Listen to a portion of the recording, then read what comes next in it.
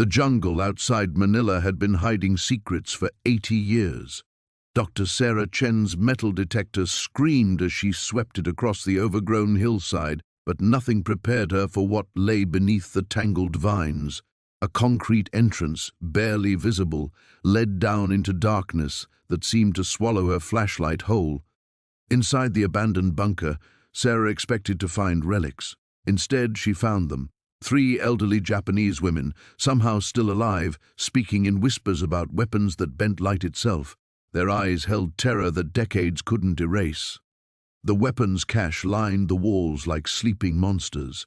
Devices that defied physics, blueprints written in languages that shouldn't exist, and prototype firearms that hummed with energy despite being abandoned for generations. Sarah's background in military archaeology told her these weren't standard World War II weapons. They were something else entirely. But someone had been watching the bunker. Fresh footprints in the dust, modern surveillance equipment hidden in the shadows. These women weren't the only ones who knew about this place. What if the war never really ended? It just went underground. Before we jump back in, tell us where you're tuning in from, and if this story touches you, make sure you're subscribed because tomorrow I've saved something extra special for you.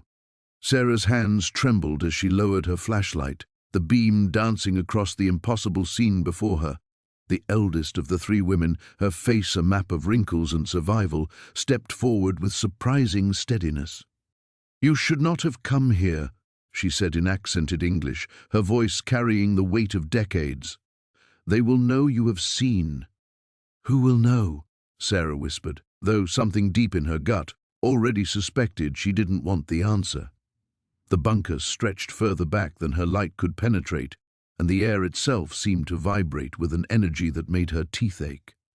The woman gestured toward the nearest weapon, a rifle-like device that seemed to shift and shimmer even in the steady beam of Sarah's flashlight. The ones who made us guardians, the ones who said the world was not ready. Sarah's archaeological training warred with the evidence before her eyes. These women should have been dead for decades. The weapons should have been corroded metal and dust. Instead, everything in this underground chamber felt alive, waiting. "My name is Yuki Tanaka," the elderly woman continued. "I was 22 when they brought us here. We were nurses, supposedly being transferred to a field hospital. Instead, they made us witnesses to their experiments. That was 80 years ago," Sarah said, though the words felt hollow even as she spoke them. "How are you alive?" Yuki's laugh held no humor, the same science that created those. She pointed again at the weapons. They needed subjects to test the long-term effects. "We volunteered, thinking we were helping our country. We did not know we were signing away our deaths." The second woman, smaller and frailer, spoke rapidly in Japanese. Yuki nodded gravely. "Michiko says the Watchers came yesterday. They always come when someone gets too close to finding us." Sarah's blood chilled. "Watchers? Those who maintain the secret, who ensure the weapons stay hidden until—" Yuki's voice trailed off. "Until what?" Before Yuki could answer, a sound echoed from the bunker entrance, the scrape of boots on concrete. Sarah's flashlight beam swung toward the mouth of the tunnel, revealing nothing but darkness. But the footsteps were getting closer. "Hide!" Yuki hissed, pushing Sarah toward a shadow between 2 weapon racks. "They cannot know you were here." Sarah's mind raced. She should run, should call for help, should do anything except crouch in the darkness of a bunker that shouldn't exist, surrounded by weapons that defied explanation. But her archaeological instincts overruled her survival ones. This was the find of the century, maybe of all time. The footsteps grew louder, accompanied by the low murmur of voices speaking in what sounded like English, professional, clipped tones that suggested military training. "Readings spiked again yesterday," one voice was saying. "Someone definitely breached the perimeter. The subjects? Secure. But they're getting agitated. Something has them spooked." Sarah pressed herself deeper into the shadows, her heart hammering so loud she was certain it would give her away. Between the weapon racks, She could see two figures in modern tactical gear sweeping the bunker with advanced equipment that made her metal detector look like a child's toy. "Temperature readings are elevated in Section C," the first voice reported. "Possible recent human presence." Yuki stepped forward, her posture shifting from frail survivor to something far more controlled. "We have detected nothing unusual. Perhaps your instruments are malfunctioning again." The tactical figure closest to Sarah turned, and she caught a glimpse of his face beneath the night vision equipment. Young, serious, with the kind of focused intensity that suggested this wasn't his first visit to impossible places. "Perhaps," he agreed, but his tone suggested he believed nothing of the sort. "We'll be conducting a full sweep tomorrow. Prepare the subjects for potential relocation." When the footsteps finally faded, Sarah remained frozen in the darkness, her mind struggling to process what she'd witnessed. Whatever was happening here was bigger than hidden weapons or surviving prisoners of war. This was something that was still very much alive. The sound echoed through the darkness like a gunshot, making Sarah's heart slam against her ribs. She pressed herself against the cold concrete wall, machete trembling in her grip, as silence settled over the bunker once more. "Dr. Chen?" Marcus's voice crackled through her radio, barely above a whisper. "What was that noise?" Sarah keyed the radio with shaking fingers. "I don't know. Something fell in here." She swept her flashlight beam across the narrow corridor ahead, shadows dancing away from the light. "I'm going to investigate." "Negative. Get out of there now." But Sarah was already moving deeper into the bunker, drawn by something she couldn't name. The air grew thicker with each step, heavy with the smell of rust and decay.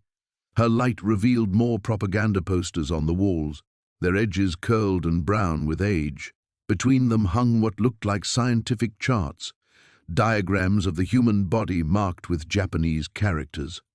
The corridor opened into a larger chamber, and Sarah's breath caught. Along the far wall stood a row of metal tables, their surfaces stained dark with substances she didn't want to identify. Above each table hung chains and pulleys, creating a grotesque parody of an operating theater. This wasn't just a prison, it was a laboratory. Her radio crackled again. "Sarah, we've got movement up here. Someone's coming up the access road." She froze, finger hovering over the radio. "How many?" "2 vehicles. Black SUVs. They don't look like locals." Sarah's mouth went dry. The archaeological survey permits were public record, but who would be monitoring them closely enough to respond this quickly? She'd only discovered the bunker entrance 3 hours ago. A new sound made her spin around, a low groan from somewhere deeper in the facility, not the settling of old concrete, but something organic, something alive. "Marcus, I think there's someone down here." "What? That's impossible. Sarah, you need to—" The radio cut to static. Sarah tried the frequency again, then switched channels. Nothing but white noise. The thick concrete was blocking her signal, or something was jamming it. Either way, she was on her own. Another groan, clearer this time, came from a doorway to her left. Sarah approached slowly, machete raised. The beam of her flashlight revealed another corridor lined with what looked like prison cells. Heavy metal doors stood ajar, revealing spaces barely large enough for a person to lie down. The sound came again from the last cell on the right. Sarah's training warred with her compassion. Protocol dictated she retreat immediately and call for backup. But if someone was trapped down here, injured or dying, every second counted. She pushed open the cell door. An elderly Filipino man sat huddled in the corner, wearing tattered clothes that might have once been a uniform. He raised a skeletal hand to shield his eyes from her light, speaking in rapid Tagalog. "Sir, it's okay," Sarah said, lowering her flashlight. "I'm here to help. Do you speak English?" The man's eyes focused on her face, and she saw intelligence there despite his obvious frailty. "American?" His voice was barely a whisper. "Yes, I'm an archaeologist. My name is Sarah Chen." She knelt beside him, noting the numbers tattooed on his forearm. "How long have you been down here?" His laugh was bitter and broken. "Since 1943, or maybe yesterday." Time moves strangely here. Sarah's mind raced. That was impossible. No one could survive down here for 80 years. The man was clearly delusional, probably a vagrant who had wandered in and become lost. "What's your name?" she asked gently. "Sergeant Miguel Santos, Philippine Commonwealth Army." His eyes sharpened with an effort of will. "You must not let them continue the experiments." "What experiments?" Santos grabbed her wrist with surprising strength. "The serum. They perfected it just before MacArthur returned.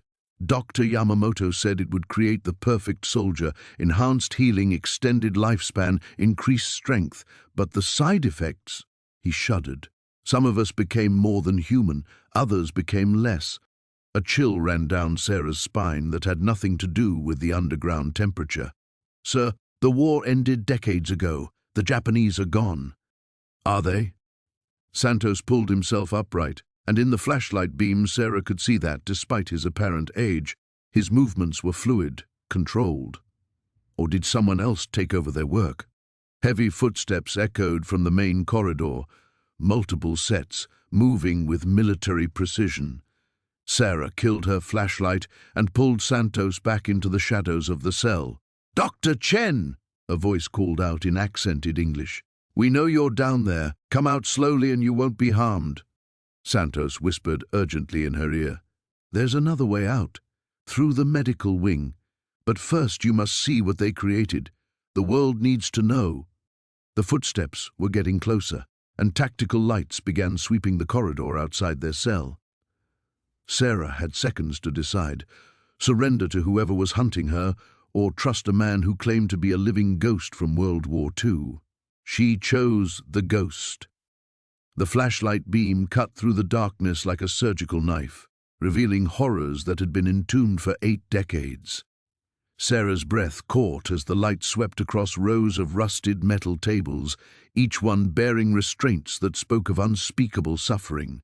The air hung thick with decay and something else, a metallic tang that made her stomach churn.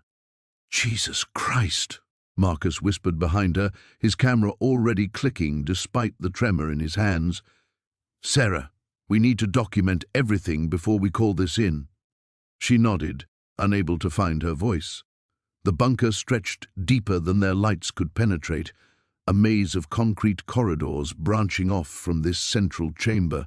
Along the wall she could make out faded symbols, not just the expected Nazi insignia, but Japanese characters intertwined with something else entirely, something that looked almost ancient. "Look at this!" Elena called from the far corner, her voice echoing strangely in the confined space. She stood before a massive steel door partially ajar, with warning signs in multiple languages. "The locks have been broken from the inside." Sarah approached cautiously, her archaeological training warring with every survival instinct screaming at her to flee. Through the gap in the doorway, her flashlight revealed a smaller chamber lined with glass cases. Most were empty, their contents long since removed or destroyed, but a few still held remnants of whatever experiments had taken place here. In one case, she could see what appeared to be fragments of metal unlike anything she'd encountered before, a dark, almost liquid-looking substance that seemed to absorb light rather than reflect it. In another, yellowed documents in protective sleeves, covered in equations and diagrams that hurt her eyes to look at directly. "We're not alone down here," Marcus said suddenly, his voice sharp with alarm. Sarah spun around to find him staring at a series of footprints in the dust, fresh ones leading deeper into the bunker. The prints were large, made by military-style boots, and couldn't be more than a few hours old. "Someone beat us here," Elena observed, checking the safety on the pistol she'd drawn from her hip holster. "The question is whether they're still down here."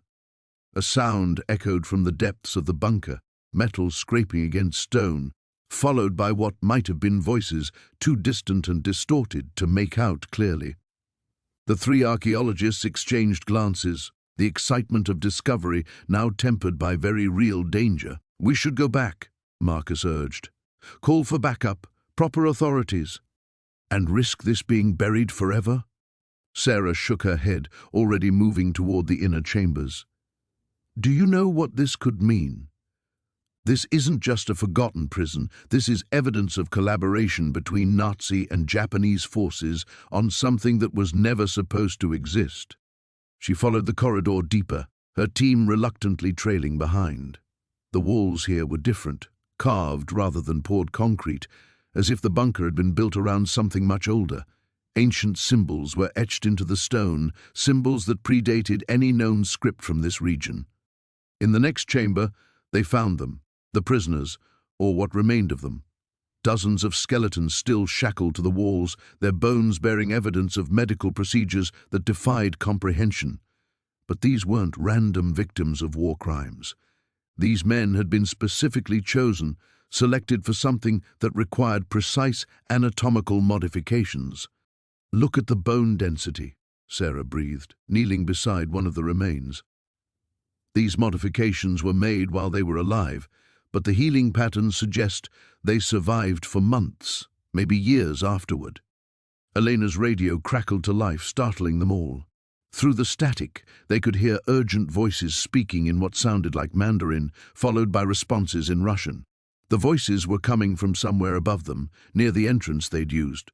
"We're trapped," Marcus realized, his face pale in the flashlight's glow. Sarah's mind raced, processing everything they'd seen. This wasn't just archaeological discovery, it was evidence of something that powerful people had spent decades ensuring stayed buried, the kind of secret that governments killed to protect.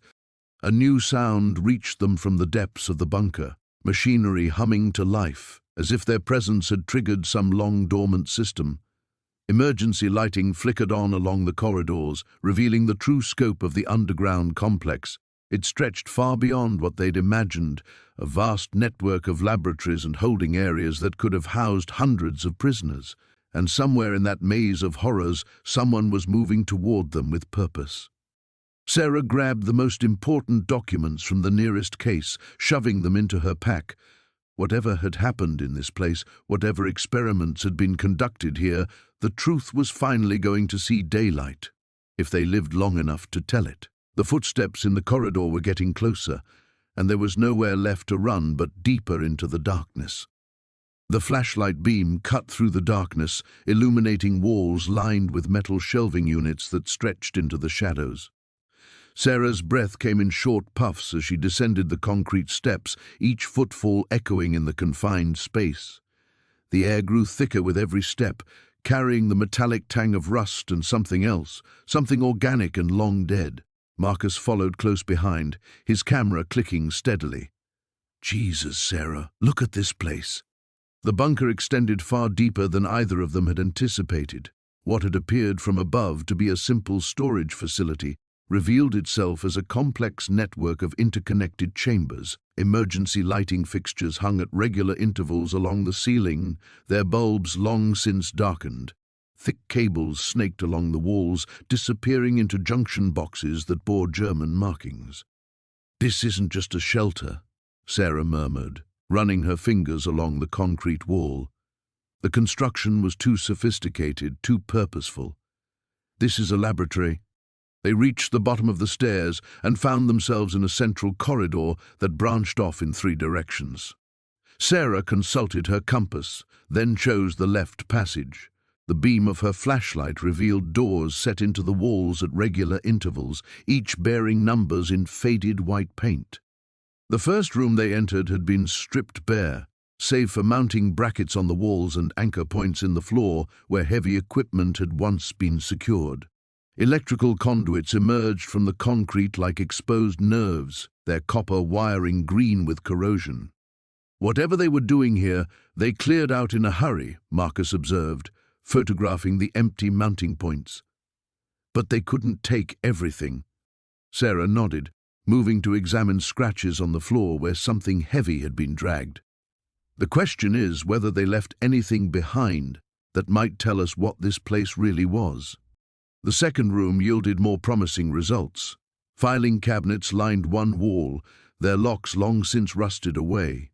Sarah worked the top drawer open with considerable effort, revealing rows of manila folders, their contents partially protected by the dry air of the bunker. Most bore German text, but several were labeled in English, suggesting collaboration between occupying forces and local personnel. "Here," Sarah called softly, extracting a folder marked Versuchsreihe 7, followed by English text test series 7, biological applications. Marcus moved closer as she opened the file. The first page contained a typed report in German, but the accompanying photographs needed no translation. They showed test subjects, clearly prisoners, in various stages of what appeared to be medical experimentation. Sarah's stomach churned as she turned through the images, each more disturbing than the last. "We need to document everything," she said, though her voice lacked its usual steady confidence.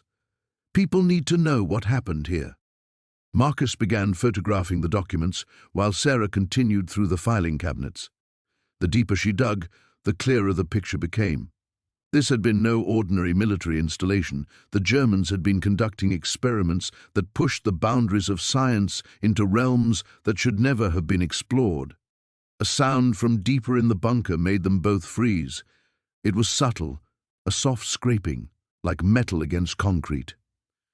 Sarah killed her flashlight and grabbed Marcus's arm, pulling him behind the filing cabinets. They crouched in darkness, listening. The sound came again, definitely from somewhere ahead of them in the corridor. Footsteps, measured and deliberate.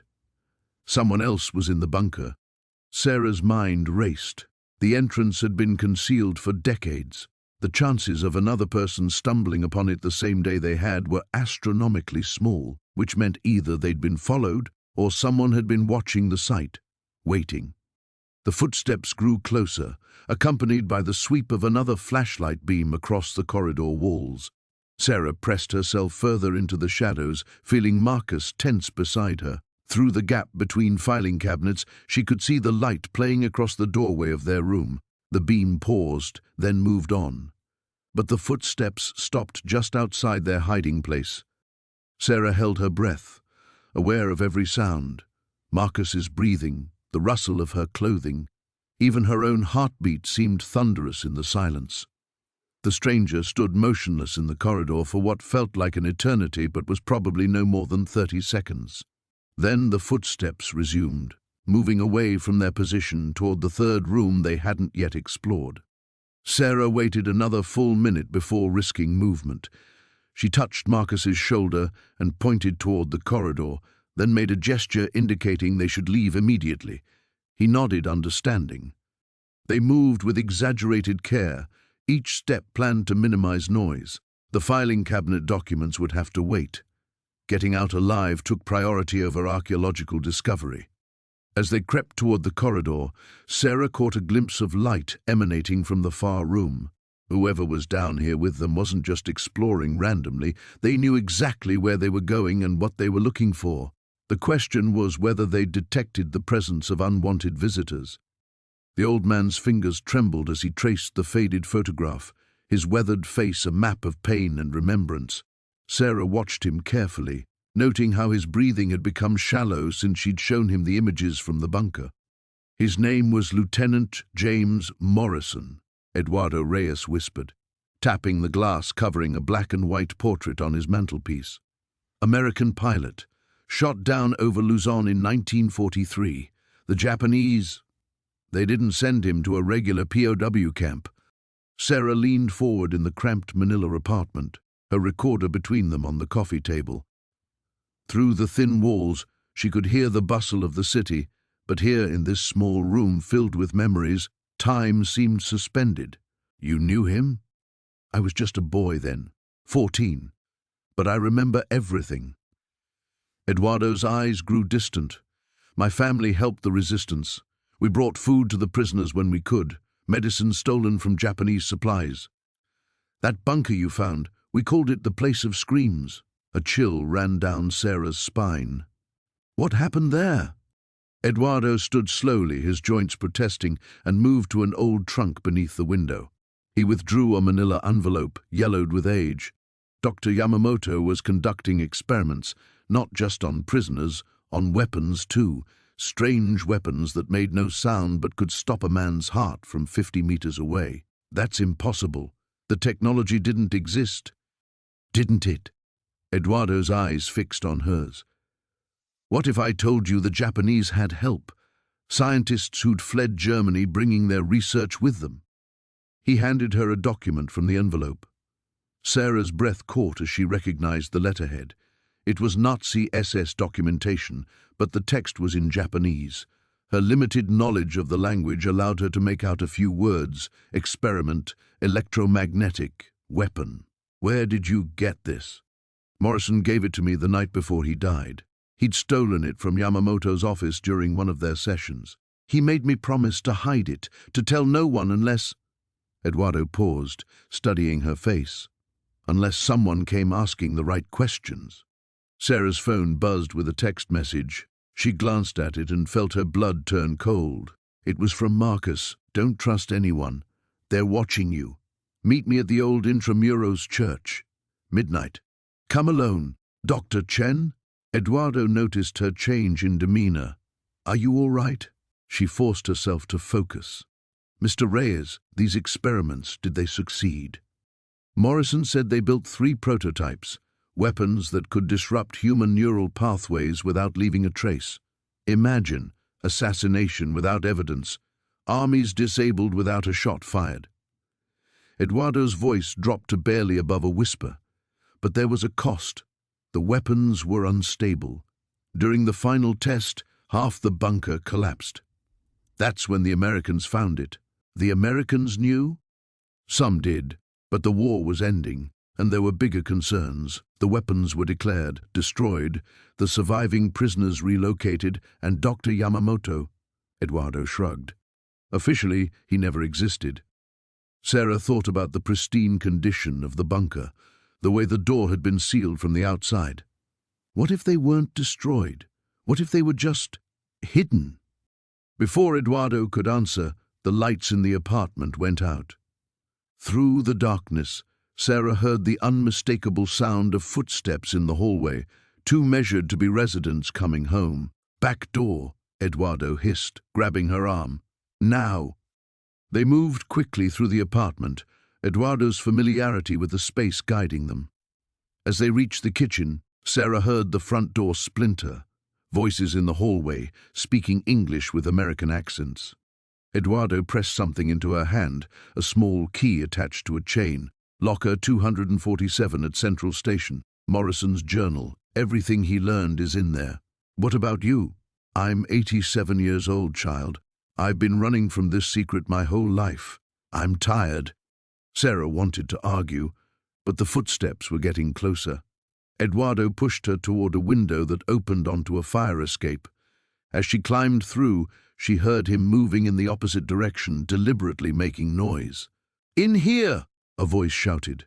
Sarah dropped onto the fire escape just as she heard Eduardo call out, "Took you long enough to find me, you bastards!" She climbed down as quickly as she dared, her heart hammering.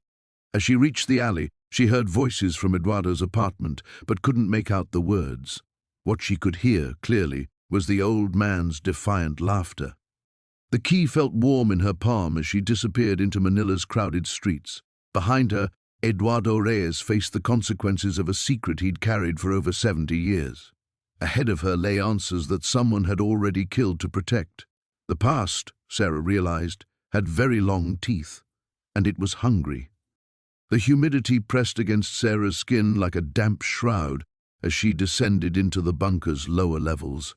Marcus's flashlight beam cut through the darkness ahead of her, revealing concrete walls that seemed to absorb light rather than reflect it. The air grew thicker with each step, carrying odors of rust, decay, and something else, something medical and antiseptic that shouldn't have existed in a 70-year-old abandoned facility. "The power grid extends down here too," Marcus whispered, running his hand along a conduit that snaked along the ceiling. "This place was built to last." Sarah nodded, her archaeological instincts telling her they were walking through something far more complex than a simple prisoner of war camp. The construction was too sophisticated, the layout too deliberately designed. She'd seen enough wartime installations to recognize the difference between hastily built detention facilities and carefully planned research complexes. They reached a junction where 3 corridors branched off into darkness. Marcus consulted his compass, then pointed left. That way leads deeper into the mountain. The other passages circle back toward the main facility. As they moved down the left corridor, Sarah noticed the walls changed from rough concrete to smooth metal panels. Her pulse quickened. "Marcus, look at this." She stopped beside what appeared to be a seamless section of wall, running her fingers along its edge until she found a slight depression. "There's a door here." Marcus examined the wall with his flashlight while Sarah searched for an opening mechanism. Her fingers found a small panel that slid aside to reveal a keypad, its numbers still visible despite decades of neglect. "Any ideas?" Marcus asked. Sarah studied the keypad, then pulled out her notebook. She flipped to the page where she'd copied the numbers from the prison cells. "The dates we found earlier, let me try something." She entered a sequence based on the most recent date they'd discovered. Nothing happened. She tried the earliest date. Still nothing. On her third attempt, using a combination of numbers that had appeared multiple times in the cell markings, they heard a soft mechanical whir. The metal panel slid aside with surprising smoothness, revealing a laboratory that looked frozen in time. "Jesus," Marcus breathed. The room stretched before them, filled with equipment that belonged in a modern research facility, not a World War II bunker. Stainless steel tables lined the walls, covered with instruments and apparatus that Sarah couldn't immediately identify. Glass containers of various sizes sat on shelves, most empty but some still containing dark, viscous substances. Sarah approached one of the workstations, her flashlight illuminating scattered papers and notebooks. The text was in Japanese, but the diagrams and formulas were universally recognizable as scientific documentation. Her blood chilled as she realized what she was looking at. "These are medical experiments," she said, her voice barely audible. "Human experimentation." Marcus joined her at the table, examining a leather-bound journal. "The dates go all the way to 1945. Someone was working here right until the war ended." He paused, flipping through pages of meticulous notes and disturbing illustrations. "Sarah, some of these entries are dated after the Japanese surrender." A metallic clang echoed from somewhere deeper in the facility. They both froze, listening intently. The sound came again, deliberate, rhythmic, like someone moving equipment. "We're not alone," Marcus whispered. Sarah quickly stuffed several of the smaller notebooks into her backpack while Marcus gathered photographic evidence with his phone. They worked in tense silence, both acutely aware that every second increased their risk of discovery. Another sound reached them. Footsteps, distant but definitely approaching. Sarah's heart hammered against her ribs as she realized the footsteps were coming from the direction they'd entered. Marcus grabbed her arm and pointed to another door at the far end of the laboratory. They moved quickly but quietly, Sarah's archaeological training helping her navigate around the equipment without disturbing anything. The door opened onto a narrow maintenance tunnel that sloped downward into deeper darkness. Behind them, light flickered in the laboratory as whoever was approaching drew closer. Sarah and Marcus pressed themselves against the tunnel wall, hardly daring to breathe. The footsteps entered the lab, accompanied by voices speaking in hushed, urgent tones. The language wasn't English, but it wasn't Japanese either. Something European, possibly German. The voices grew more animated, and Sarah realized with growing horror that whoever was in the lab had noticed their disturbance. The notebooks she'd taken had left gaps on the shelf. Equipment had been shifted slightly. Their presence was no longer a secret. Marcus tugged her sleeve and pointed deeper into the maintenance tunnel. They had no choice but to continue forward, away from the laboratory and into unknown territory. Behind them, the voices became more urgent, and flashlight beams began sweeping through the lab. As they crawled through the narrow tunnel, Sarah's mind raced with implications. The bunker wasn't abandoned. Someone had been maintaining it, protecting it, continuing work that should have ended decades ago, and now they knew intruders had discovered their secret. The tunnel opened into another chamber, and what Sarah saw there made her question everything she thought she knew about history, science, and the true cost of war. The bamboo floor beneath Sarah's feet groaned ominously as she crept through the abandoned barracks, her flashlight beam dancing across rotting wooden walls. The air hung thick with decades of decay and something else, a metallic scent that made her stomach clench. Behind her, Marcus moved with surprising stealth for such a large man, while Dr. Reeves wheezed softly, still recovering from their harrowing escape from the collapsing tunnel. The locals weren't lying about this place being cursed, Marcus whispered, his voice barely audible above the creaking structure. Sarah paused at what had once been a doorway, now just a gaping hole in the wall. Through it she could see the outline of military cots, their metal frames twisted and corroded. But it was what lay on one of the cots that made her blood freeze.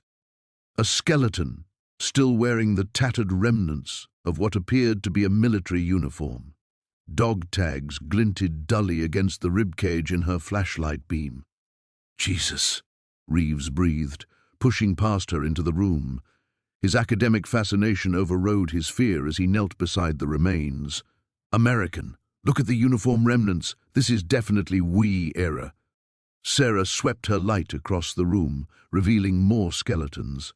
Not just on cots, but on the floor, some positioned as if they'd been trying to reach the door when death claimed them. What happened here?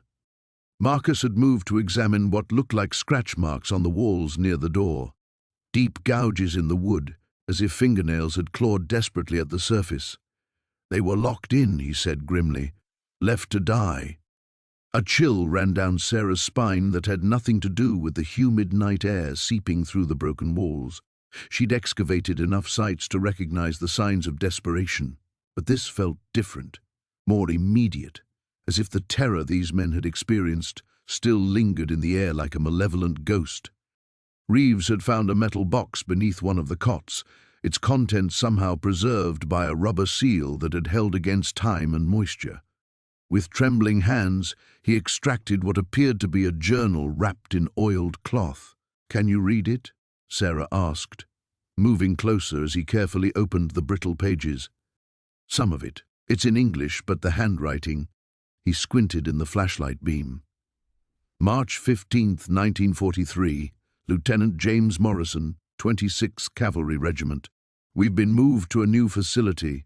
The Japanese soldiers seem different here. They wear masks and speak in whispers about Project Rising Sun." Sarah felt her pulse quicken. Rising Sun, the same symbol they'd found in the underground bunker. "Keep reading." March 20th. "They brought us something today, a canister marked with that sun symbol. Whatever was inside glowed with an unnatural light. Tommy touched it for just a second and, God help us, his hand began to change. The skin turned silver, like metal, spreading up his arm before the Japanese took him away. We never saw him again." The journal trembled in Reeves' hands. March 22nd. "More canisters arrived.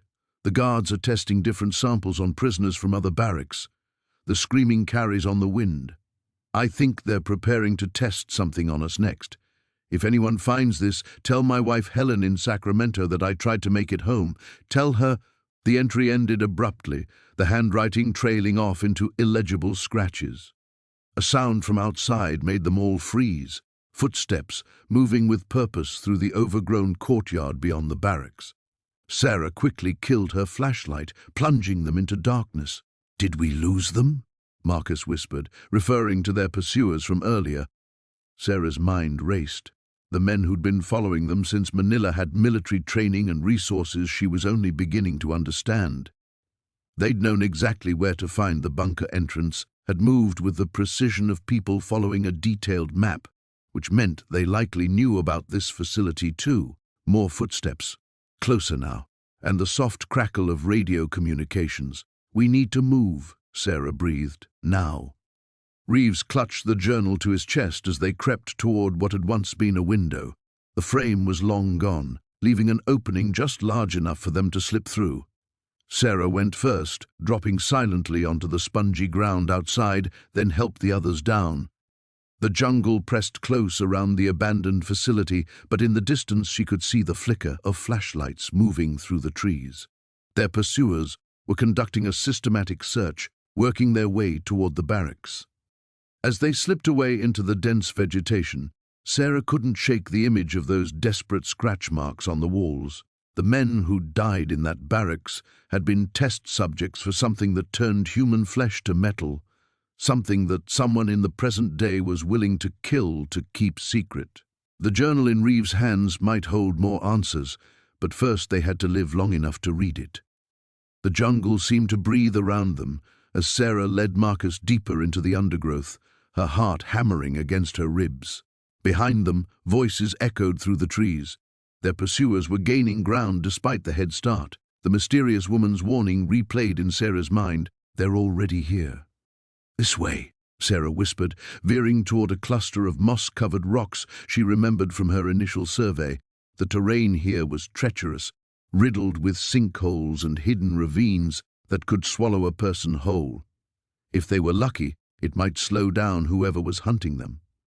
Marcus stumbled, his breathing labored. The journalist wasn't built for jungle warfare, and the stress of the past few hours was taking its toll.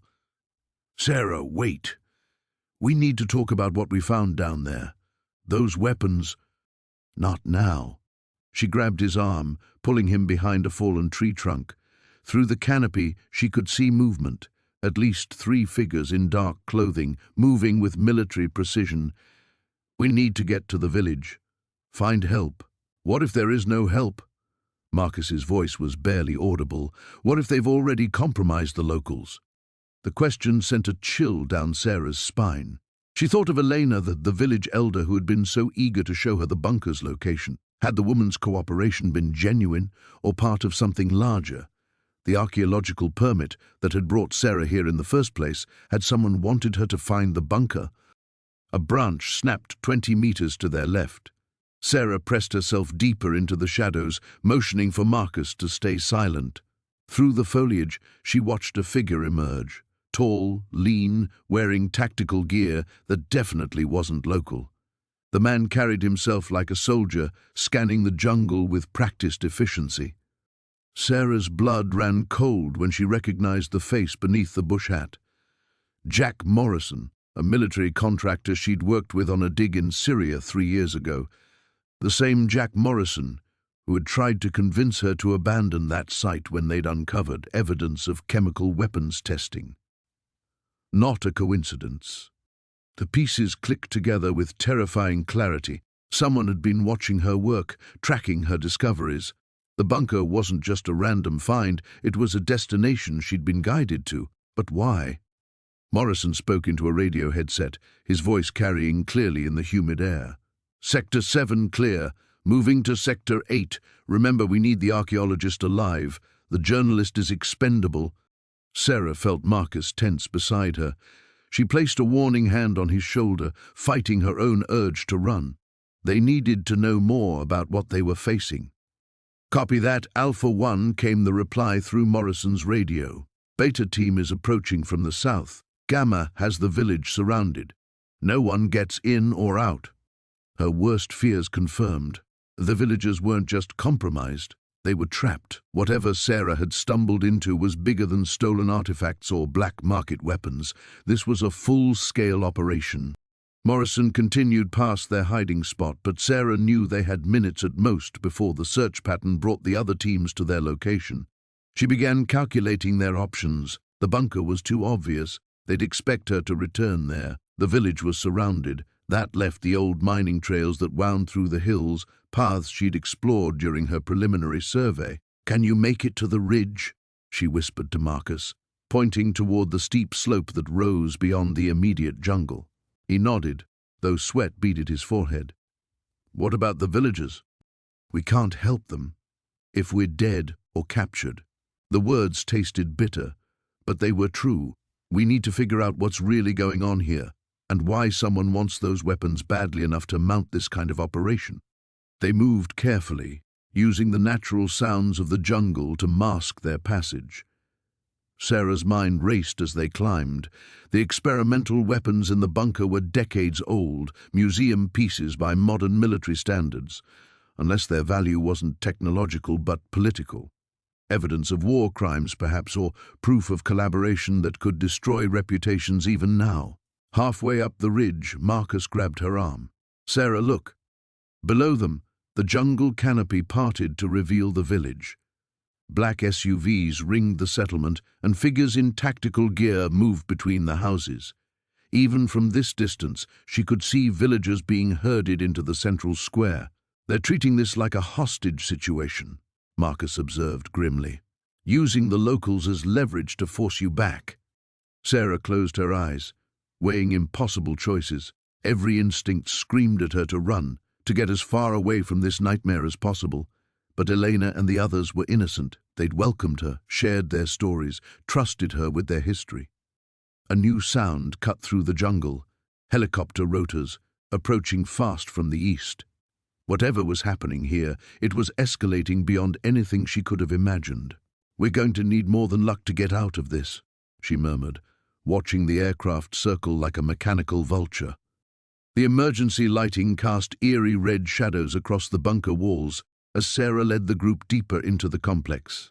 Behind them, the sound of boots echoed through the corridors. Kozlov's men had found another way in. The ancient ventilation system wheezed overhead, struggling to circulate air through passages that had been sealed for decades. "This way," whispered Chen, the elderly survivor who had become their unlikely guide. His weathered hands traced symbols carved into the concrete walls, markings that seemed to mean something only to him. "The laboratory is close." Sarah's heart hammered against her ribs as they moved through the maze of interconnected chambers. Each room they passed revealed more horrors: rusted surgical equipment, glass containers filled with unidentifiable specimens floating in murky preservatives, and walls covered in meticulous notes written in a mixture of Japanese and German. Marcus stayed close behind her, his camera documenting everything despite the poor lighting. "Sarah, look at this," he breathed, pointing to a series of photographs pinned to a bulletin board. The black and white images showed prisoners in various stages of what could only be described as transformation, their bodies grotesquely altered, their eyes reflecting an intelligence that seemed almost inhuman. "Project Metamorphosis," Sarah read from a faded document header. They were trying to create enhanced soldiers, super soldiers. The implications made her stomach churn.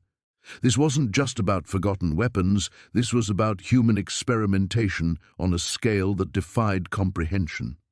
Dr. Reeves examined a laboratory table still stained with decades-old blood. "The level of sophistication here is remarkable. They were decades ahead of anything we understood about genetic manipulation. Look at these formula notations. They were actually succeeding." Chen's voice carried the weight of terrible memory. "They took my brother first. He was strong, young. When they brought him back..." His voice faltered. "He wasn't my brother anymore. The thing they made him into lived for 3 days before the madness took him completely." A metallic clang echoed from somewhere behind them, followed by harsh Russian voices. Kozlov was getting closer. "We need to move," Sarah urged, but Chen held up a gnarled hand. "The main laboratory is through here, but there are security measures, traps that still function after all these years." The Japanese were very thorough. He led them to a heavy steel door marked with radiation symbols and German text warning of extreme danger. Sarah studied the door's complex locking mechanism. "Can you open it?" "I watched them work on this every day for 2 years. A man remembers the pattern of his torment." Chen's fingers worked across a series of dials and switches with surprising dexterity. Ancient gears groaned to life, and massive bolts slowly retracted. The door swung open to reveal a vast chamber that took Sarah's breath away. The laboratory stretched out before them like something from a fever dream. Rows of glass cylinders filled with greenish fluid, each one containing what appeared to be human remains in various stages of preservation or mutation. Computer terminals from the 1940s, impossibly advanced for their time, sat alongside equipment that seemed to blend cutting-edge science with something far more sinister. But it was the far wall that made Sarah's blood run cold. Dozens of metal containers, each labeled with coordinates and dates, were arranged in precise military formation. The markings were in multiple languages, but the skull and crossbones symbols were universal. "Biological weapons," Dr. Reeves whispered, approaching one of the containers with scientific fascination overriding his caution. "But not just any biological weapons. Look at these mutation rates, these cellular regeneration studies. They were creating something that could spread and evolve." Marcus's camera flash illuminated details that were better left in the shadows. Surgical notes describing procedures that violated every principle of medical ethics, photographs of test subjects whose humanity had been systematically stripped away, and most disturbing of all, evidence that some experiments had been successful. "This is why Kozlov wants this place," Sarah realized aloud. "Not just for the historical significance, but for what's still here. The formulas, the samples, the research data. Someone could recreate this." A new sound reached their ears, the whir of modern machinery.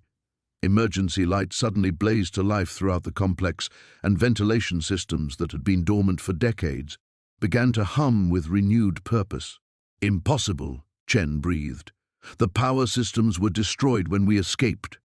Sarah felt a chill that had nothing to do with the underground temperature, unless someone has been maintaining them, someone who never left. Footsteps approached from multiple directions now, but these weren't the heavy boots of Kozlov's mercenaries. These steps were measured, deliberate, almost mechanical in their precision. From the shadows at the laboratory's far end, a figure emerged, tall, gaunt, wearing a pristine white coat that seemed untouched by time. The man's face was ageless in the way that only decades of scientific enhancement could achieve, his eyes holding an intelligence that was undeniably human, yet somehow fundamentally wrong. "Dr. Sarah Chen," he said in accented English, his voice carrying the authority of someone accustomed to absolute control. "Welcome to my life's work." The helicopter's rotors cut through the humid Philippine air as Sarah pressed her face against the small window, watching the jungle canopy blur beneath them. Marcus sat across from her, his weathered hands gripping a manila folder containing copies of every document they'd photographed in the bunker. The original artifacts remained hidden in a safety deposit box in Manila, their insurance policy against whoever was hunting them. "Tell me about Yamamoto," Sarah said, having to raise her voice over the engine noise. Marcus's jaw tightened. Dr. Kenji Yamamoto was brilliant but twisted. He believed he could create the perfect soldier through a combination of psychological conditioning and chemical enhancement. The Americans wanted his research badly enough to offer him immunity. "Operation Paperclip," Sarah murmured, thinking of the controversial program that had brought Nazi scientists to America after the war. "But for Japanese researchers—" "Exactly. What we found down there, those vials, those formulations, they're not just historical curiosities. According to the documents, Yamamoto's final compound, codenamed Tenno, was supposed to eliminate fear entirely while enhancing physical performance by 30%. Sarah felt a chill that had nothing to do with the helicopter's air conditioning. "And someone today thinks they can replicate it." The pilot's voice crackled through their headsets. "Dr. Chen, we've got company. 2 aircraft approaching from the southeast." Sarah's blood turned to ice. She peered out the window and saw them, sleek black helicopters moving with military precision, closing the distance fast. "Can we outrun them?" Marcus asked the pilot. "Not a chance. These birds are built for speed and firepower." The pilot's voice remained steady, but Sarah caught the underlying tension. "I'm changing course. See if we can lose them in the mountains." The helicopter banked sharply and Sarah gripped her seat as the world tilted. Below, the landscape shifted from dense jungle to rugged peaks shrouded in mist. The pursuing aircraft matched their every move, drawing closer with each passing minute. There, Marcus pointed to a narrow valley between 2 peaks. "Can you set us down?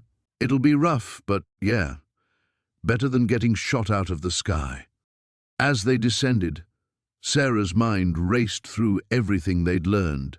The bunker, the experiments, the cover-up, it all pointed to something much larger than a simple archaeological discovery.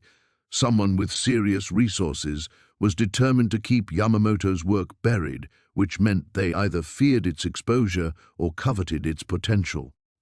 The helicopter touched down hard on a small clearing beside a mountain stream. Before the rotors had fully stopped, Marcus was already moving, shoving the folder inside his jacket and grabbing their emergency pack.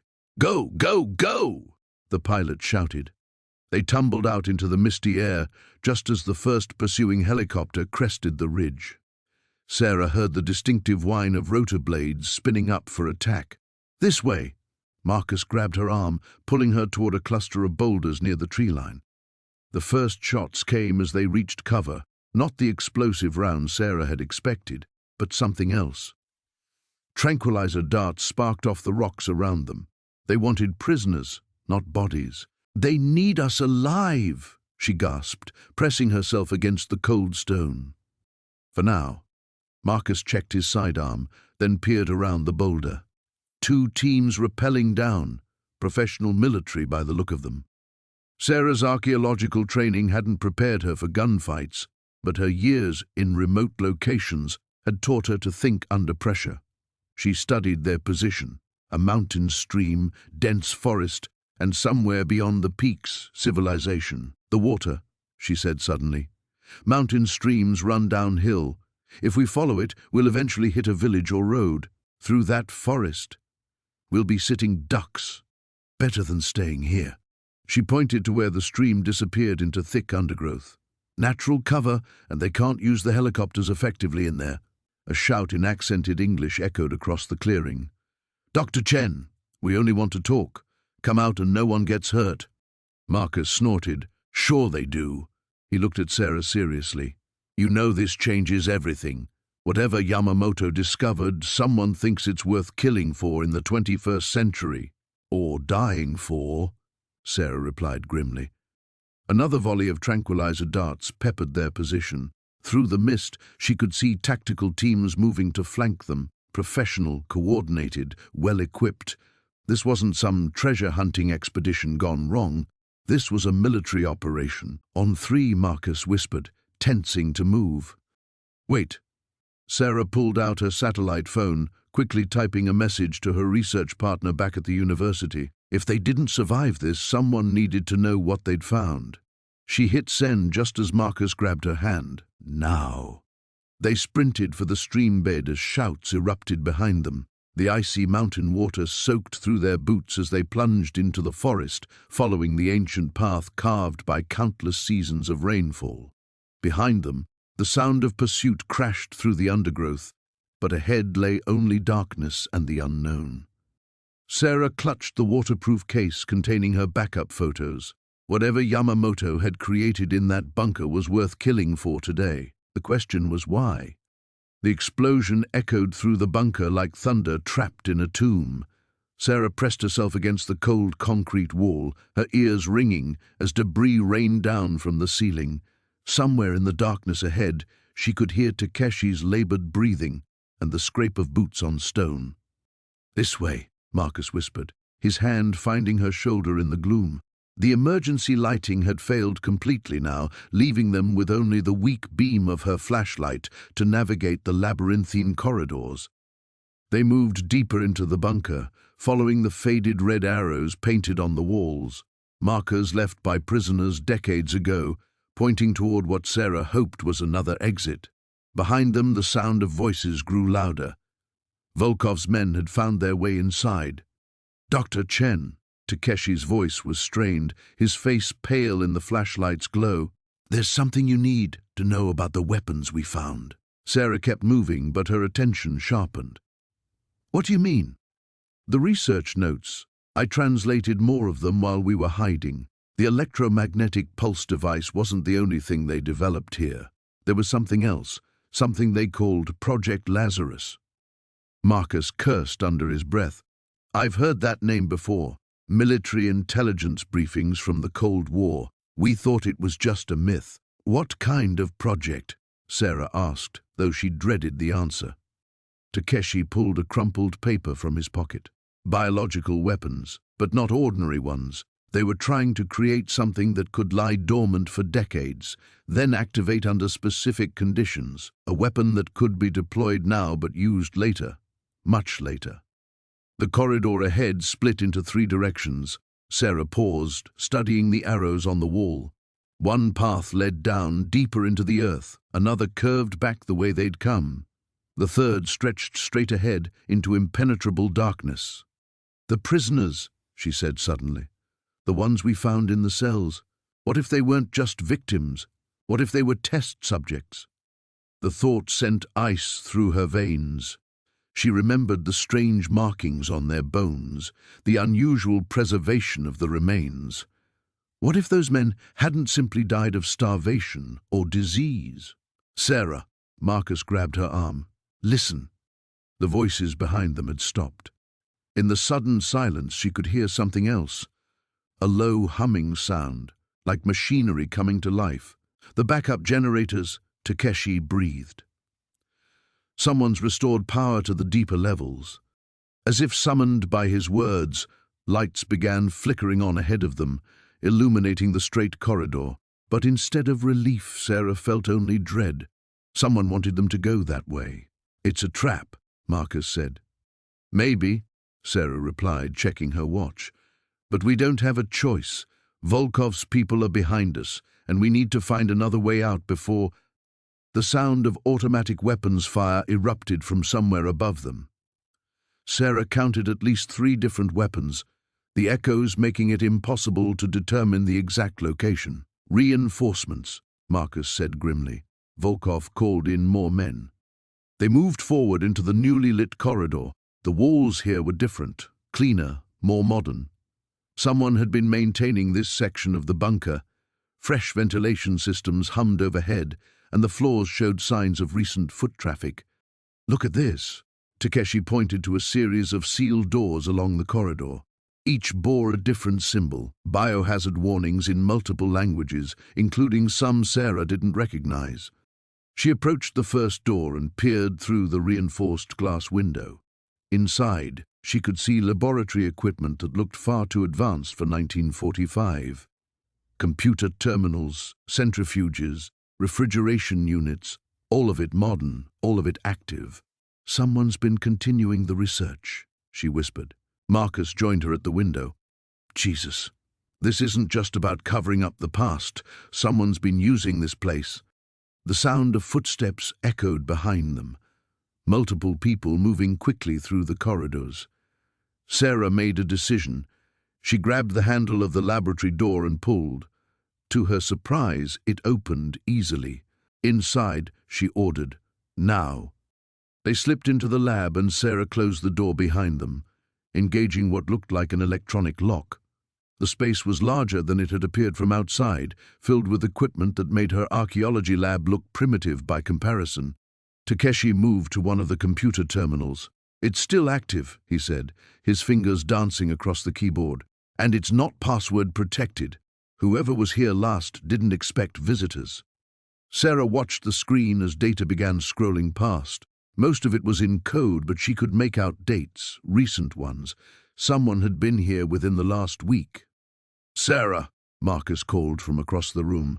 He was standing before a large refrigeration unit, its door standing open. "You need to see this." She crossed to where he stood and looked inside. Rows of vials filled the shelves, each labeled with alphanumeric codes. But it was the symbol on each label that made her blood run cold. The same symbol they'd seen carved into the walls of the original bunker, the symbol that had appeared in her grandfather's journal. Her radio crackled with static. Sarah Hiroshi's voice was barely audible. "The entrance is compromised. Black SUVs, maybe 6 men. They're coming down." She keyed the radio twice in acknowledgement, not daring to speak. The weapons cache they'd discovered in the lower levels contained enough experimental ordnance to level half of Manila. But getting that information out seemed increasingly impossible. The shadowy organization hunting them had finally caught up. A new sound made her blood freeze. A mechanical whirring followed by the hiss of pressurized air. She recognized it from the technical manuals they'd found. The automated defense systems were activating. Someone had accessed the bunker's original control protocols. Sarah crept forward, following the main corridor toward what the maps indicated was the command center. The air grew thick with an acrid smell that burned her nostrils. Chemical weapons. The Japanese experiments hadn't just been about conventional arms. They'd been developing something far worse. A scream echoed from somewhere ahead, abruptly cut short. Not Marcus's voice, but one of their pursuers. The bunker's defenses weren't discriminating between targets. She found Marcus in a side chamber, hunched over a bank of primitive computers that somehow still functioned after 70 years. His face was illuminated by the amber glow of vacuum tubes and analog displays. "The whole facility is automated," he whispered without looking up. "Motion sensors, gas dispensers, mechanical traps. Whoever built this place designed it to eliminate any unauthorized personnel. Can you shut it down?" "I'm trying, but the system is fighting back. It's like it's learning, adapting to my attempts." His fingers flew across switches and dials that belonged in a museum. "Sarah, this isn't just a weapons cache. It's a prototype for something much bigger." The lights flickered, and a new sound filled the air, a deep, rhythmic pulsing that seemed to emanate from the walls themselves. Sarah felt it in her chest, a vibration that made her teeth ache. "What is that?" Marcus's face had gone pale. "I think we just activated the primary system." Through the chamber's small window, Sarah could see into the main laboratory. Massive cylindrical containers were rising from recessed floor panels, each one filled with a glowing, viscous liquid. Inside the containers, shapes moved, preserved specimens of some kind, but nothing she recognized as human. "Jesus Christ," Marcus breathed. They were trying to weaponize biological evolution itself. The radio burst to life with Hiroshi's panicked voice. "Something's happening up here.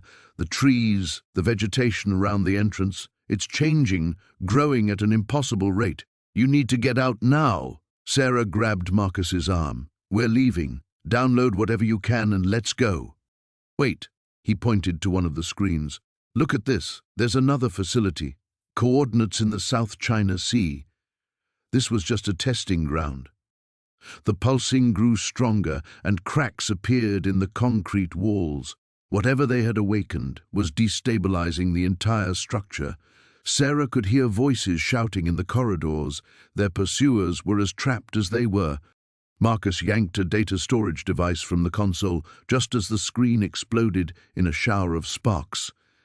Emergency klaxons began wailing, and a mechanical voice spoke in Japanese, the words echoing through hidden speakers. "Evacuation protocol initiated. Sterilization sequence in 60 seconds. They ran through passages that seemed to shift and change around them, walls sliding apart to reveal new routes, while others sealed shut behind them. The bunker was reconfiguring itself, trying to contain whatever had been released. Sarah's lungs burned as they climbed a maintenance shaft that led toward the surface. Below them, she could hear the roar of flames and the screams of men caught in the bunker's automated death trap. The organization that had been hunting them was being systematically eliminated by their own discovery. They emerged into daylight that felt wrong, too bright, too green. The jungle around the bunker entrance had transformed into something alien. Vines thick as telephone poles twisted skyward, and flowers the size of dinner plates released clouds of luminescent pollen. Hiroshi stood frozen beside their equipment, staring in wonder and terror at the transformed landscape. "The biological agents," Marcus gasped, clutching the stolen data. "They're still active after 70 years. We've contaminated the entire area." A helicopter appeared on the horizon, black and unmarked. More enemies or potential rescue, Sarah couldn't tell anymore. What she did know was that they possessed evidence of weapons that could reshape the planet's entire ecosystem, and someone had been willing to murder dozens of people to keep that secret buried. The helicopter drew closer, and Sarah made her choice. They would run, they would hide, and they would find a way to expose the truth before anyone else could weaponize what lay sleeping beneath the earth. The past had indeed refused to stay dead, and now it threatened to devour the future. The helicopter blades churned the humid Philippine air as Sarah pressed her face against the reinforced glass, watching the jungle canopy blur beneath them. Martinez sat across from her, his weathered hands checking his sidearm for the third time in 10 minutes. The pilot, a grizzled ex-military contractor named Voss, had barely spoken since they'd lifted off from the makeshift landing pad outside Manila. "ETA 5 minutes, Voss called back, his voice crackling through the headset. "But we've got company." Sarah's stomach dropped as she followed his pointing finger. 3 black helicopters emerged from behind a mountain ridge, moving in perfect formation toward their position. No markings, no identification numbers, just sleek death machines cutting through the sky. "Kimura's people?" Martinez asked, already knowing the answer. "Has to be," Sarah replied, clutching the metal briefcase containing the translated documents from the bunker. Inside were detailed schematics of Project Lazarus, including locations of 3 other experimental sites across the Pacific. Dr. Reeves had died protecting these secrets, and now they were the only proof of the horrific experiments that had claimed hundreds of lives. Voss banked hard left, sending Sarah's stomach into her throat. "Hold on! They're not here for a friendly chat?" The first burst of gunfire shattered the rear window. Sarah ducked as glass fragments showered the cabin, her archaeological training never having prepared her for aerial combat. Martinez returned fire through the broken window, his shots wild but determined. "There," Sarah pointed to a clearing ahead where smoke rose from what looked like an abandoned mining operation. "That's the coordinates from the documents. Site 7. "I see it, but we're not going to make it in one piece." Voss wrestled with the controls as another volley of bullets sparked off the helicopter's frame. "These birds are military grade." Martinez grabbed Sarah's shoulder.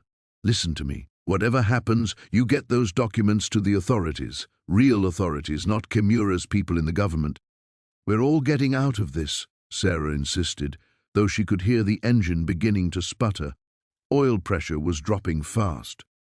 The pursuing helicopters closed in, their formation tightening like a noose.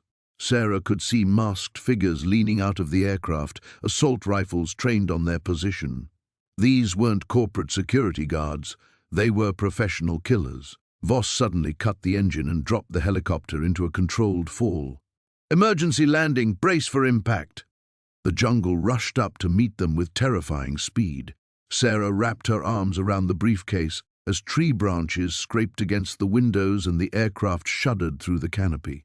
They hit the ground hard, bouncing twice before sliding to a stop against a massive mahogany tree.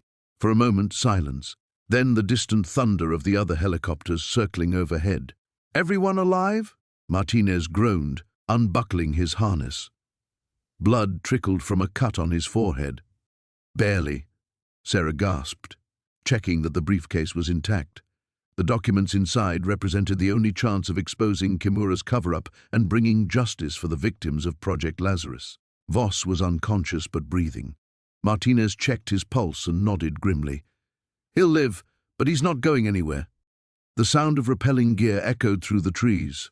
Their pursuers were fast roping down, probably surrounding the crash site. Sarah estimated they had maybe 2 minutes before the area was crawling with armed mercenaries. "This way," Martinez whispered, pointing toward a ridge that overlooked the mining operation.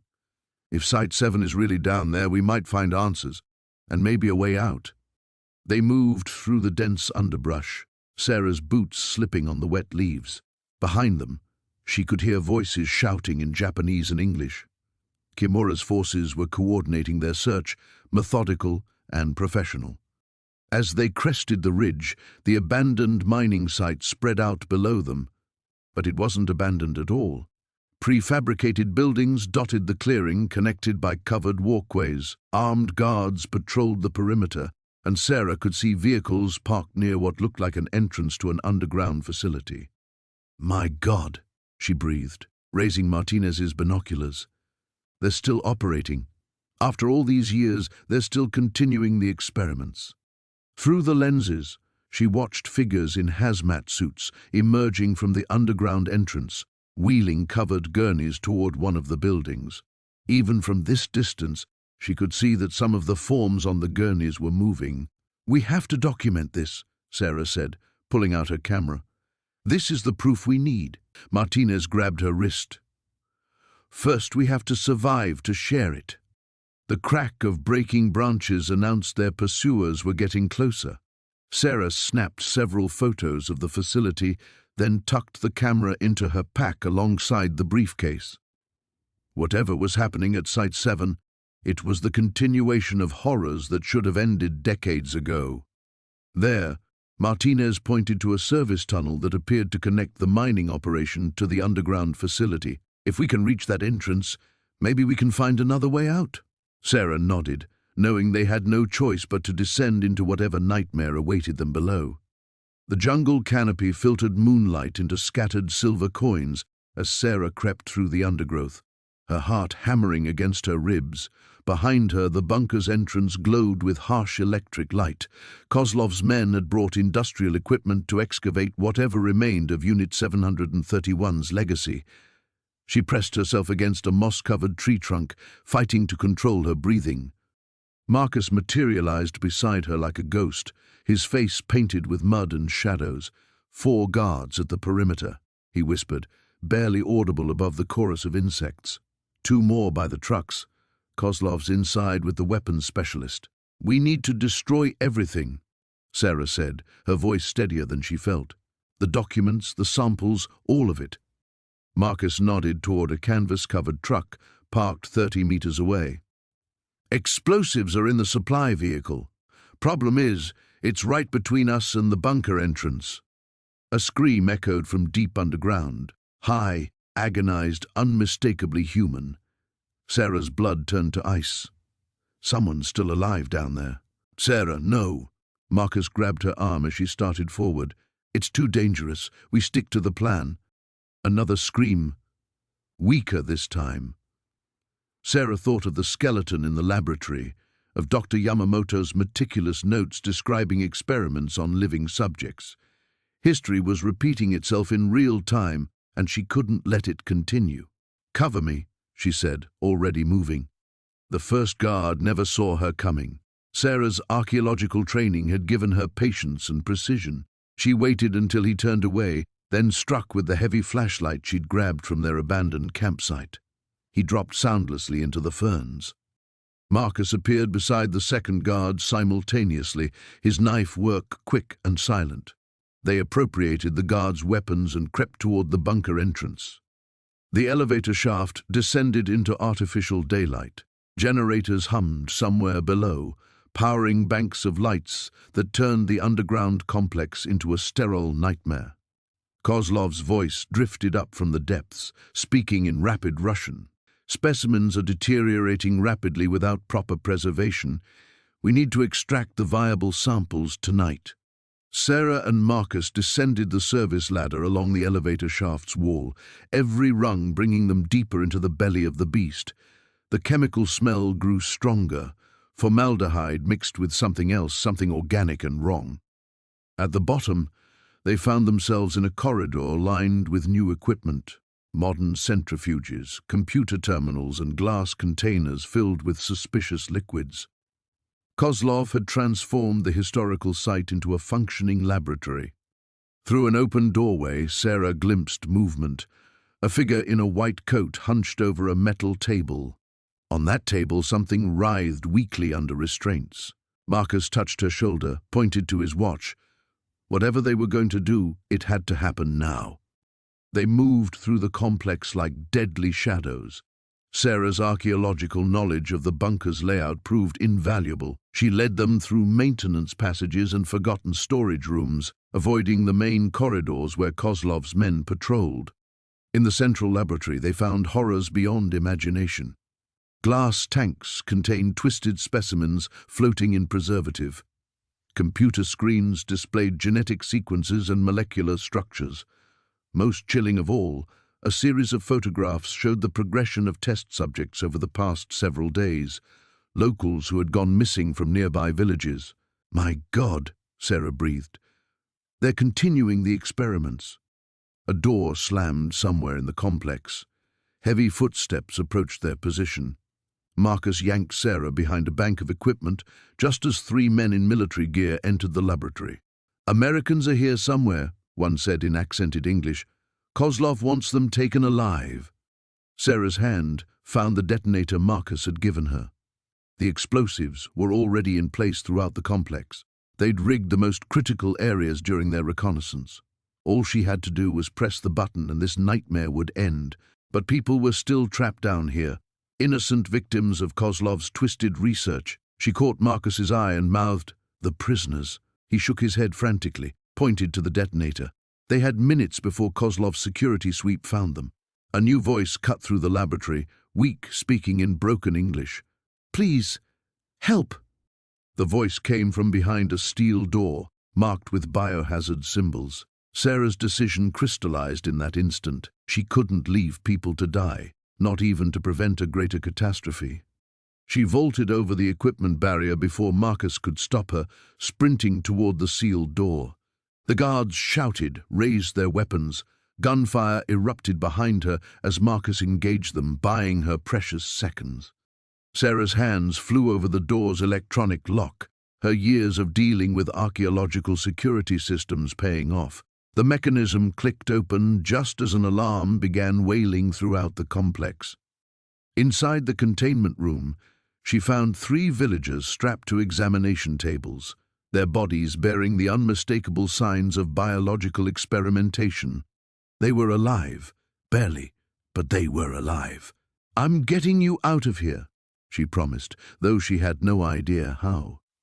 Sarah's hands trembled as she deciphered the final entries in Dr. Yamamoto's journal, the aged pages crackling under her fingertips. The bunker's emergency lighting cast eerie shadows across the walls, making the Japanese characters seem to dance before her eyes. What she read made her blood run cold. "Marcus, you need to see this," she whispered, her voice barely audible above the distant rumble of explosions echoing through the mountain. The serum wasn't just an enhancement drug. It was designed to be permanent, to alter human DNA at the cellular level. Marcus looked up from the communications equipment he'd been trying to repair, sweat beading on his forehead. "What are you saying?" The test subjects, they weren't just stronger and faster. They were becoming something else entirely. Yamamoto writes about evolutionary acceleration and the next phase of human development. Sarah's voice cracked. "The prisoners who survived the experiments. Some of them may still be alive down here." A metallic clang echoed from the depths of the bunker, followed by what sounded distinctly like footsteps. Both Sarah and Marcus froze, their eyes meeting in shared terror.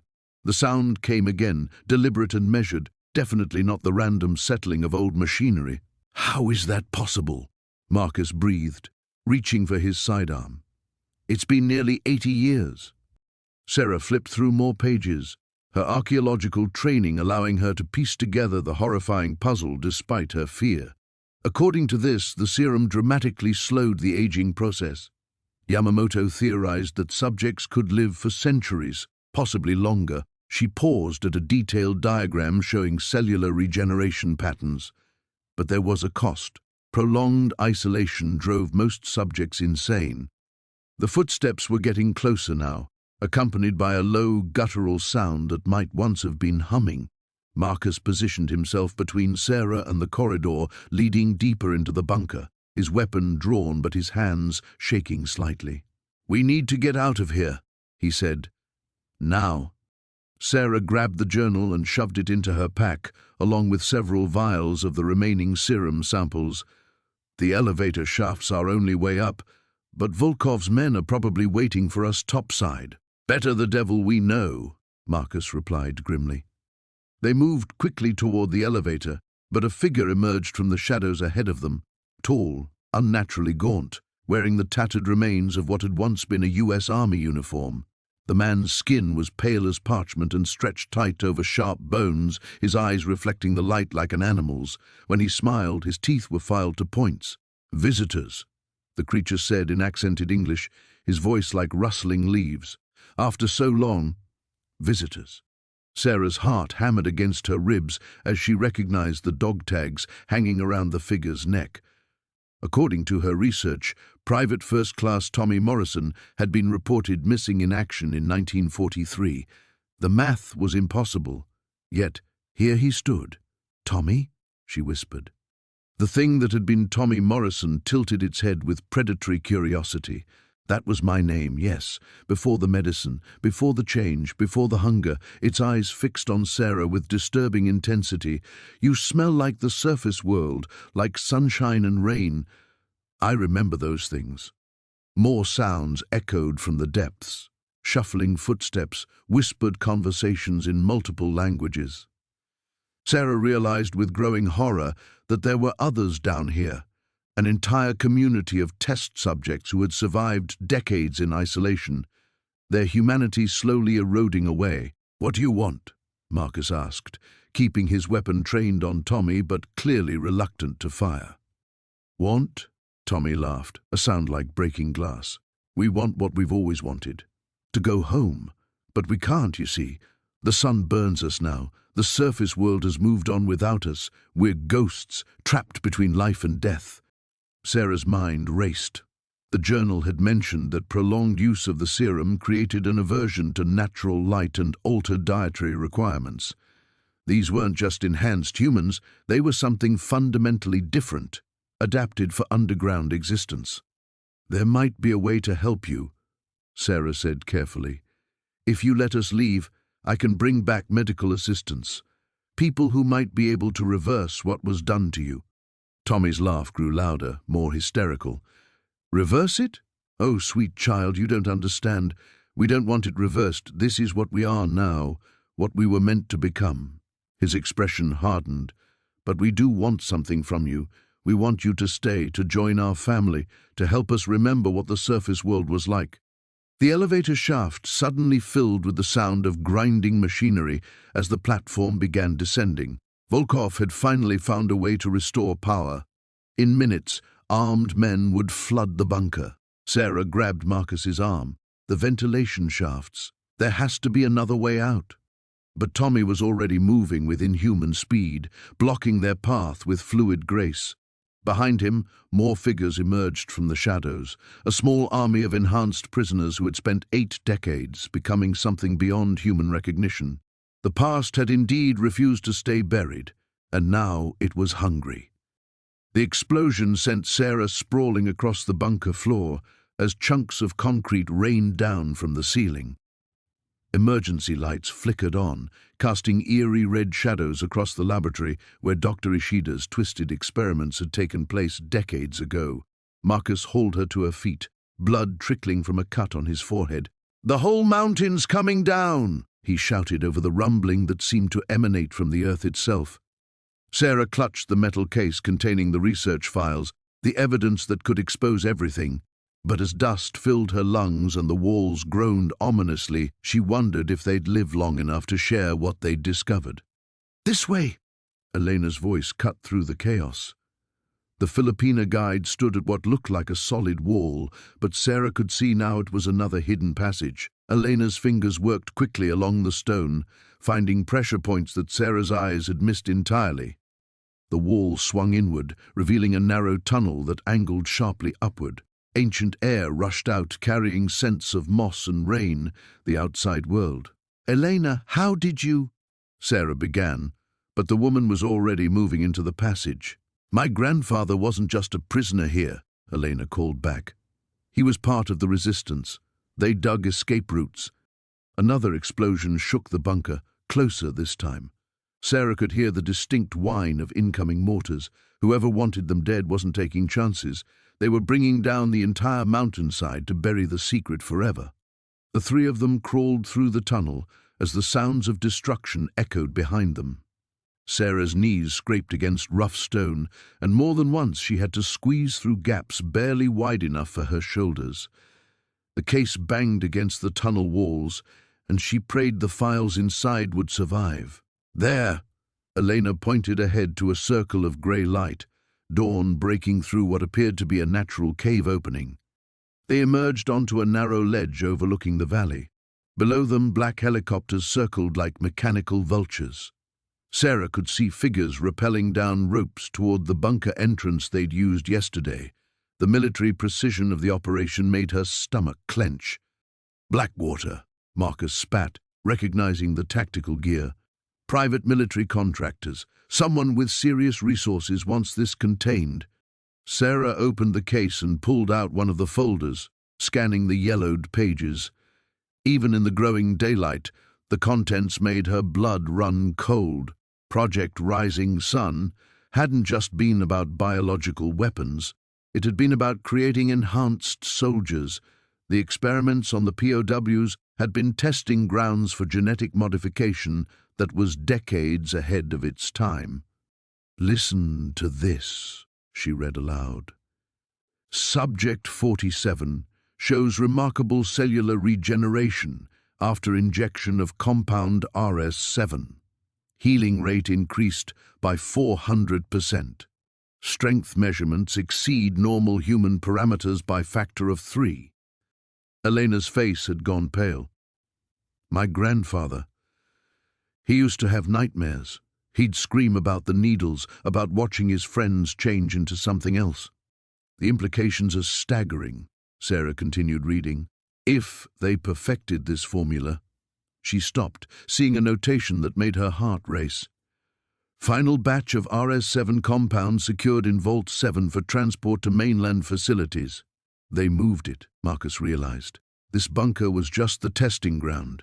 The real weapons cache is somewhere else. The sound of rotors grew louder. One of the helicopters was climbing toward their position, and Sarah could see armed figures preparing to deploy. "We need to move," Elena urged, pointing to a steep path that wound down the backside of the mountain. "There's a village about 2 kilometers through the jungle. They have radio contact with Manila." Sarah clutched the case tighter. The research files were crucial, but they were also incomplete. The real location of the weapons cache was encoded in references she couldn't decipher without more time they didn't have. "Sarah!" Marcus grabbed her arm as bullets sparked off the rocks near their heads. The helicopter had found them, and a sniper was already taking shots. They plunged into the jungle path, branches whipping at their faces as they half ran, half fell down the steep slope. Behind them, she could hear boots hitting the ground as soldiers rappelled onto the ledge they'd just vacated. The village Elena had mentioned appeared through the trees, a cluster of simple buildings around a small radio tower, but as they approached, Sarah's hope turned to dread. Smoke was rising from several structures, and bodies lay scattered in the small central square. "They got here first," Marcus said grimly. Elena fell to her knees beside an elderly woman's body, tears streaming down her face. "Lola Maria. She used to give me candy when I was small." The radio tower had been destroyed, its metal framework twisted and smoking. Whatever communication equipment had been here was now useless scrap. Sarah looked at the case in her hands, then at the destruction around them. The enemy had unlimited resources and no conscience. They'd murdered an entire village just to maintain their secret. But they'd made one crucial mistake. They'd shown Sarah exactly how far they were willing to go. Now she knew this wasn't just about exposing the past anymore. It was about survival. The helicopter's rotors cut through the humid Philippine air as Sarah pressed her face against the window, watching the jungle canopy blur beneath them. Marcus sat beside her, his weathered hands clutching a manila envelope containing the evidence that would finally expose Project Prometheus to the world. Behind them, the 3 surviving prisoners of war, men who had been trapped in that hellish bunker for nearly 8 decades, sat in stunned silence, still processing their freedom. 20 minutes to Manila," the pilot called back, his voice barely audible over the engine noise. Sarah felt a momentary surge of relief. They had made it. The nightmare was almost over, but that feeling evaporated when she spotted the dark speck on the horizon, growing larger with each passing second. "Company," Marcus said grimly, following her gaze. The approaching aircraft was sleek, military-grade, and definitely not friendly. Sarah's blood turned to ice as she recognized the same type of helicopter that had been circling the bunker site when they'd escaped. "They found us," she whispered. The pilot's voice crackled over the intercom, tense now. "We've got an unidentified aircraft approaching fast. Hold on." Their helicopter banked sharply to the left, diving toward the jungle canopy. Sarah's stomach lurched as they plummeted, tree branches whipping past the windows. Behind them, muzzle flashes lit up the pursuing aircraft's cabin. "They're shooting at us!" one of the former POWs shouted, his voice cracking with decades of suppressed terror. Bullets pinged off the helicopter's hull. The pilot cursed, fighting to maintain control as warning lights flashed across his instrument panel. "I can't shake them. They're faster and better armed." Sarah's mind raced. Dr. Reeves and his shadowy organization wouldn't stop, not when they were this close to exposing everything. The experimental weapons, the cover-up, the human experiments, it was all documented in Marcus's envelope, proof that would destroy careers and topple governments. There, Marcus pointed to a clearing ahead. "Set us down there." "Are you insane?" the pilot yelled back. "They'll gun us down the moment we land, not if we disappear into the jungle first. This is our only shot." The pilot didn't argue further. Their helicopter shuddered as more bullets found their mark, and black smoke began pouring from the engine. They were going down whether they liked it or not. The landing was brutal, the aircraft hitting the ground hard and bouncing twice before coming to a grinding halt. Sarah's vision blurred from the impact, but Marcus was already pulling her toward the exit. "Move! Everyone out!" They tumbled from the smoking wreckage just as the pursuing helicopter touched down 50 yards away. Armed figures in tactical gear spilled out, assault rifles raised. Sarah recognized the lead figure immediately, Dr. Reeves, his usually pristine appearance disheveled, his eyes wild with desperation. "Into the trees!" Marcus shouted, pushing the elderly POWs ahead of him. The jungle swallowed them as automatic gunfire erupted behind them. Sarah crashed through the undergrowth, branches tearing at her clothes, her lungs burning from the humid air and adrenaline. The three former prisoners moved with surprising agility for their age, decades of confinement having taught them the value of swift, silent movement. "This way," whispered one of them. Thompson, she remembered. "There's a river about half a mile north. We can lose them there." They moved like ghosts through the dense foliage, guided by men who had learned survival in the harshest conditions imaginable. Behind them, Sarah could hear their pursuers crashing through the brush, shouting coordinates and tactical commands. The river appeared suddenly, a muddy brown ribbon cutting through the green. Thompson led them along the bank, his eyes scanning for something Sarah couldn't see. "Here," he said finally, stopping beside a fallen log that formed a natural bridge.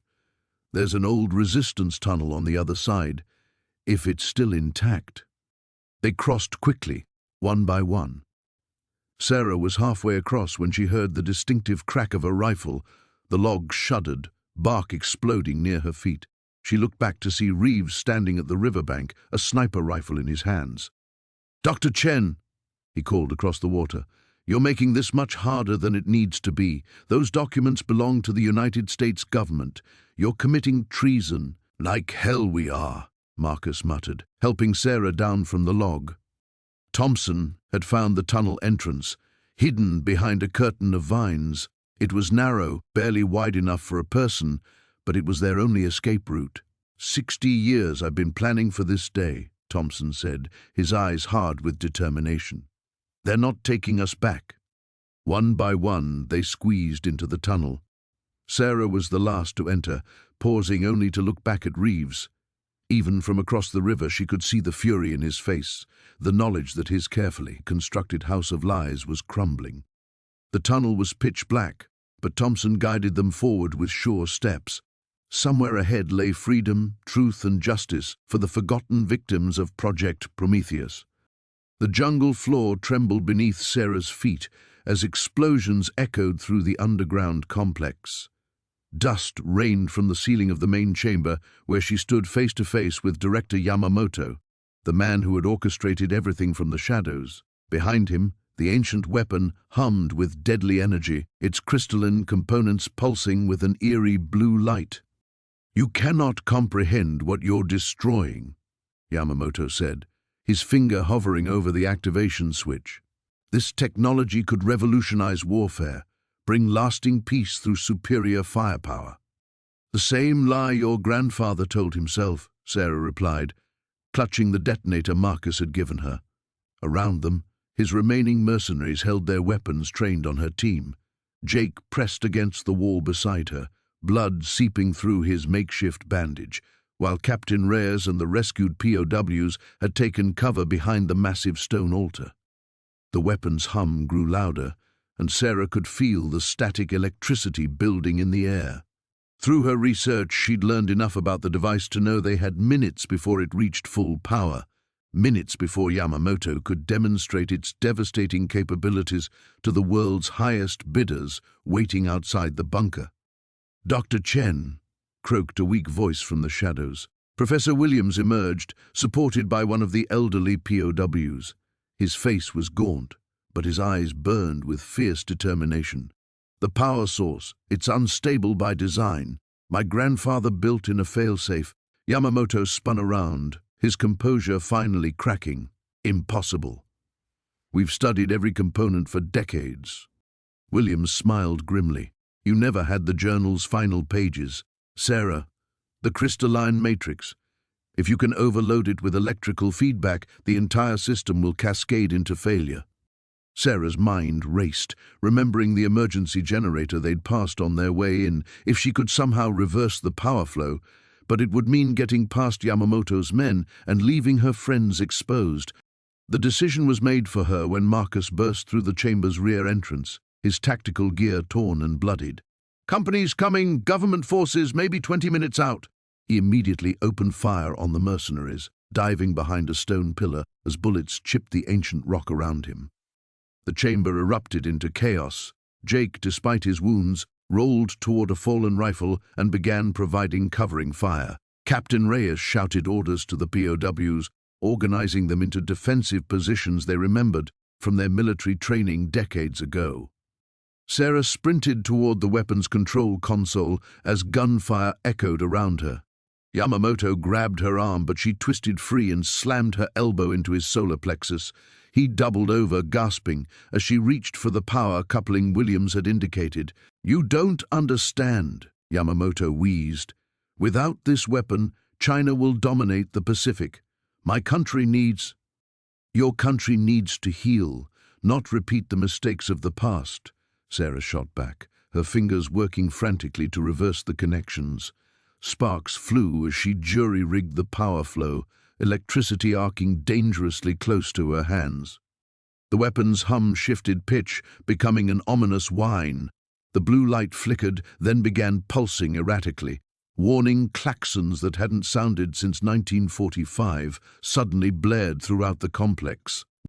Yamamoto lunged at her with desperate fury, but Professor Williams intercepted him despite his weakened condition. The two men grappled beside the destabilizing weapon as its energy core began to fluctuate wildly. "Everyone out!" Marcus bellowed over the chaos. "This whole place is coming down!" Sarah grabbed Williams and hauled him toward the exit as the ceiling began to crack. Ancient support beams, weakened by decades of neglect, started to buckle under the weapon's electromagnetic pulse. The surviving mercenaries had already fled, their loyalty evaporating in the face of imminent death. Jake stumbled, and Captain Reyes caught him, practically carrying the younger man toward safety. The elderly POWs moved with surprising agility, their survival instincts honed by years of captivity in this very place. Behind them, Yamamoto made one final attempt to stabilize the weapon, but the cascade failure had passed the point of no return. The crystalline matrix shattered with a sound like breaking thunder, and a shockwave of pure energy rippled through the chamber. They burst into the jungle just as the underground complex imploded. The ground collapsed in a perfect circle, swallowing the bunker and its deadly secrets forever. Trees toppled inward, and then there was silence except for the distant sound of helicopters approaching. Sarah looked around at the survivors. Williams leaning heavily against a tree but alive, Jake being treated by one of the former medics among the POWs, Marcus checking his equipment with professional calm, and Captain Reyes standing at attention as if reporting for duty after a 70-year mission. The helicopters appeared overhead, and Sarah recognized the markings of both American and Philippine forces. As rescue teams rappelled down, she realized that some secrets were worth dying to protect, not for governments or glory, but for the simple truth that the past's darkest chapters should remain buried, their lessons learned but their horrors never repeated.